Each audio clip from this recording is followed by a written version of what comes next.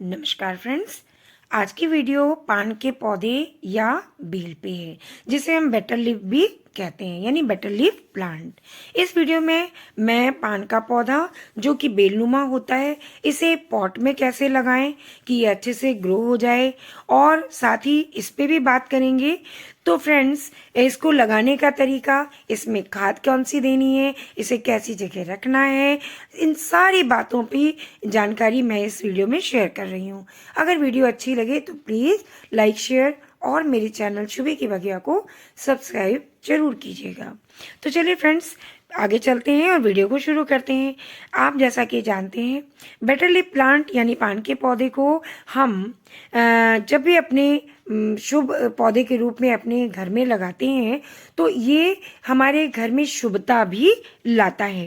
और यही नहीं, ये पूजा के काम बहुत आती है। इसके अलावा इसकी जो मेडिसिनल वैल्यू है वो काफ़ी हाई है। साथ ही ये माउथ फ्रेशनर का काम भी करता है। ये एक जल्दी ग्रो होने वाला पौधा है। इसमें आपको काफ़ी वैरायटी नर्सरी में मिल जाएगी, जैसे कलकतिया बंगला, मगही पान, बनारसी पान और देशी पान। इसके अलावा भी अगर आप नर्सरी में देखेंगे तो आपको ढेरों वैरायटी मिलेगी। इनमें से आप कोई भी एक वैरायटी जिसे आप पसंद करें, आप अपने गार्डन में लाकर किसी गमले में लगा सकती हैं। वैसे मैं बता दूं कि पूरे इंडिया में 3-4 वैरायटी ही सबसे ज़्यादा ग्रो की जाती है।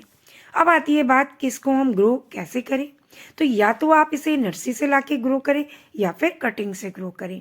मैंने ये जो आप प्लांट देख रहे हैं ना, ये कटिंग से लगाया हुआ है, लेकिन इसके पहले जो प्लांट जिसकी वीडियो मैंने पिछले साल शेयर करी थी, पिछले साल नहीं बल्कि जुलाई अगस्त में शेयर करी थी, उसमें मैंने नर्सरी से लाकर पौधा लगाया था।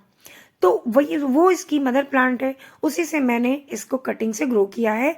ये करीब मैंने आज ये दशहरे के समय यानी सितंबर अक्टूबर में इसको लगाया, जो कि इसमें काफ़ी बड़ा हो गया है।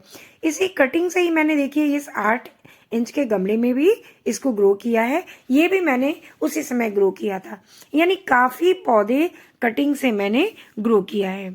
साथ ही ये भी बता दूं कि इसे आप कटिंग के अलावा इसमें जो छोटे छोटे पौधे निकल आते हैं ना, उससे भी आप अपने नए पौधे के रूप में पॉट में लगा सकते हैं। बस होता ये है कि जहाँ से ये छोटे छोटे पौधे निकलते हैं वहाँ से हमें बड़ी सावधानी के साथ इन्हें हटाना पड़ता है।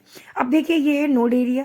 अगर हमें कटिंग से लगाना है तो नोड एरिया के नीचे से, ये देखिए 2 ब्रांच एक साथ जुड़ी है ना, 2 शाखाएं, तो इसके ऊपर से नहीं काटेंगे हम, बल्कि इसके नीचे से काटेंगे, यानी 4 से 5 अंगुल नीचे से। वो इसलिए कि जहाँ से हम काटेंगे ना, वहाँ से कई ब्रांचेस निकल आएंगी, और पान के पौधे को घना बनाना भी ज़रूरी है। तो जब हम कटिंग करते हैं तो कोई भी पौधा घना होता है। तो जब हम इसको नोड एरिया के पास से कटिंग करेंगे तो वहाँ से ये अच्छे से ग्रो हो जाएगा। अब देखिए, छोटे छोटे पौधे जो हमारे पान के पौधे के ही आसपास निकल आए हैं और कई सारी रूट्स बन गई हैं।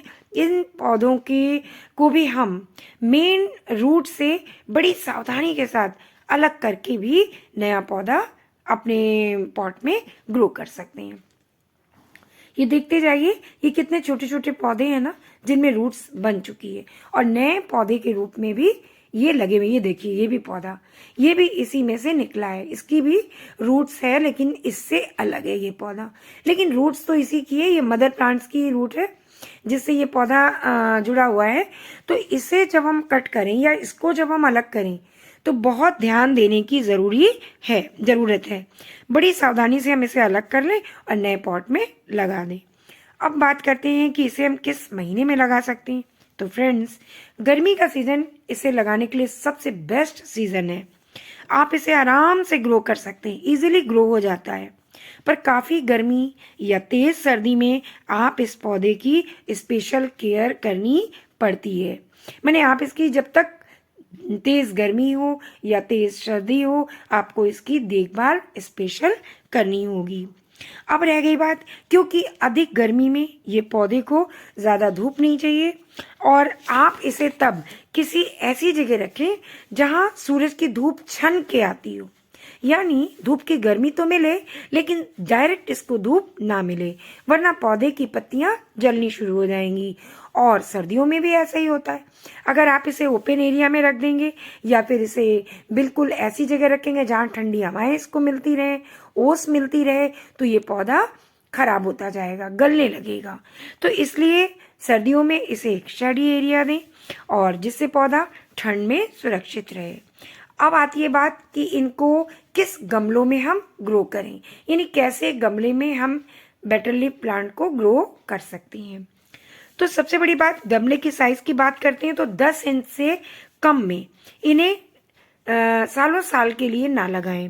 पहले अगर आपका पौधा छोटा है या आपने कटिंग से ग्रो किया है तो आप इसे किसी भी पॉट में ग्रो कर सकते हैं, लेकिन जैसे जैसे आपका पौधा बड़ा होने लगे आप इसे 10 इंच के पॉट में शिफ्ट कर दें। 10 इंच, 12 इंच, 14 इंच या उससे बड़े पॉट में भी आप इसे शिफ्ट कर सकते हैं, क्योंकि इन्हें बहुत ज़्यादा उथले पॉट की ज़रूरत नहीं होती। इन्हें गहरे पॉट की ज़रूरत होती है, क्योंकि इसकी जो जड़ें हैं ना, रूट्स जो हैं, ये बहुत नीचे तक जाती हैं। इसलिए हमें इसके लिए जो पॉट हमें दे रहे हैं वो 10 इंच से कम नहीं होनी चाहिए। ये भी मैंने 8 इंच में लगाया है और जैसे ही ये पौधा 2 फीट का होगा मैं इसे बड़े पॉट में शिफ्ट कर दूंगी। कहने का मतलब है कि इसकी रूट्स स्पेस लेती है, तो जब इसको स्पेस ही नहीं मिलेगा तो ये डेवलप करेगी कैसे। इसलिए गहरे पॉट की ज़रूरत होती है इसके रूट्स को फैलने के लिए। तो ऐसे ही गमले में आप पान की बेल लगाएं जो गहरा गमला हो। अब आती है बात कि गमले के नीचे आपने देखा होगा, मैंने हर गमले के नीचे इसमें ट्रे दे रखा है। और साथ ही ये भी बता दूं कि जिस गमले में आज मैं कटिंग लगाने वाली हूँ ये भी 10 इंच का गमला है और इसमें भी कटिंग हमारी बहुत अच्छे से चल जाएगी। और जैसे चलने लगेगी मैं उससे भी बड़ा गमला दे दूंगी। यानी कहने का मतलब है कि पहली चीज, इसे बहुत ज़्यादा पानी की ज़रूरत नहीं होती। इसकी मिट्टी में नमी रहना बहुत ज़रूरी है। गर्मियों के सीज़न में, बरसात में तो वैसे भी इसको पानी की ज़रूरत बिल्कुल नहीं होती, होती भी है तो 15 से 20 दिन में, और सर्दियों में भी बहुत कम ज़रूरत होती है। तो इसकी मिट्टी में नमी का होना बहुत ज़रूरी है। मिट्टी भुरभुरी होनी चाहिए और वेल ड्रेन सॉइल होनी चाहिए। इसलिए जब आप पॉट में लगाने चलें अपनी इस पान की बेल को या पान के इस पौधे को, तो उस पॉट में कम से कम 2 से 3 होल ज़रूर कर लें, जिससे पॉट की मिट्टी में पानी बिल्कुल भी खड़ा ना रहे।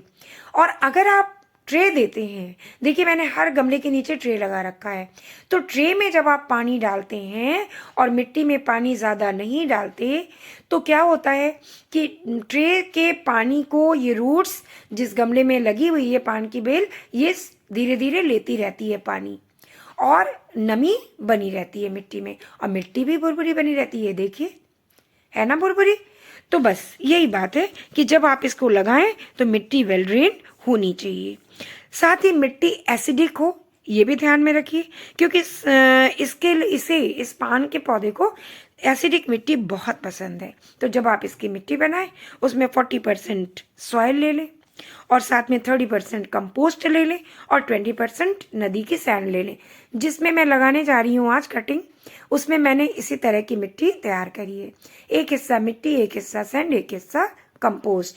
कंपोस्ट आप कोई भी ले सकते हैं, पर विशेष बात तो ये है कि इस मिट्टी में आपने देख रहे होंगे आप कि इसमें मैंने राइस हस्क मिला रखा है, यानी धान की भूसी। उससे आपकी मिट्टी बहुत हल्की होती है और मिट्टी में नमी बनी रहती है, पानी भी खड़ा नहीं रहता है, पानी भी निकलता जाता है। तो इसलिए वेल ड्रेन सॉइल का होना बहुत ज़रूरी है। हाँ, एक बात है, अगर आपके पास राइस हस्क नहीं है तो आप क्या डालेंगे, तो सबसे अच्छा है आप या तो परलाइट ले लें, और अगर परलाइट भी ना लें तो कोई बात नहीं, आप कोकोपीट मिला लें। कोकोपीट मिलाने से भी आपके पौधे की मिट्टी में नमी बराबर बनी रहेगी।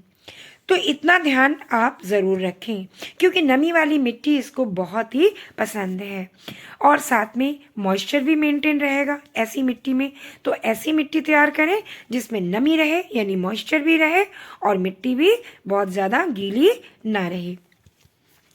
इस बात का भी ध्यान रखें कि पान का पौधा सड़ने लग जाता है, तो कम से कम ऐसी मिक्स तैयार करें एक बात कि जिसमें आपका पानी बिल्कुल भी ना रुके। और बारिश में ध्यान देना है कि जब हाई ह्यूमिडिटी होती है तब अक्सर इस पौधे में फंगस लग जाती है, तो उसे आपको देखभाल उस समय काफ़ी करनी होगी, क्योंकि एक लीफी प्लांट है और खाने के काम आता है। अब रह गई बात इसकी कटिंग लगाने की। तो फ्रेंड्स, ह्यूमिडिटी से बचने के लिए सबसे पहले कम से कम पानी का इसमें यूज़ करना होगा। अब चलते हैं कटिंग लगाने की तरफ। तो मैंने ये पौधा भी कटिंग से ही ग्रो किया है। इसे भी मैंने करीब ग्रो किए हुए 6-7 महीने हो गए हैं। अब इसकी कटिंग मैं ले रही हूँ, क्योंकि बीच में आप देख रहे हैं ना कि ये जो शाखा है, ब्रांच है, ये बिल्कुल सूनी है, यानी इसमें लीव्स तो लगी हैं मगर बड़ी ऊपर से। तो यहाँ से मैं इसे कट कर दूंगी। जहाँ से कट करूंगी वहीं से एक नई ब्रांच निकलेगी, और वहां से जब नई ब्रांच निकलेगी तो अपने आप ढेरों पत्तियां भी निकलेंगी और पौधा घना हो जाएगा। तो ये देखिए कटिंग ले ली है मैंने। अब इसे हम ये देखिए मैंने सिर्फ ये कटिंग कितनी छोटी सी गमले में लगाई है, ये जो 3 इंच का गमला होता है उसमें, क्योंकि अभी मैंने लगाई थी तो उम्मीद नहीं थी कि चल पाएगी, लेकिन बड़े अच्छे से चल गई है। अब इसे बड़ा गमला दे रहे हैं। तो देखिए इसके लिए रूटिंग हार्मोन्स किसी भी कटिंग को ग्रो करने के लिए जरूरी होता है।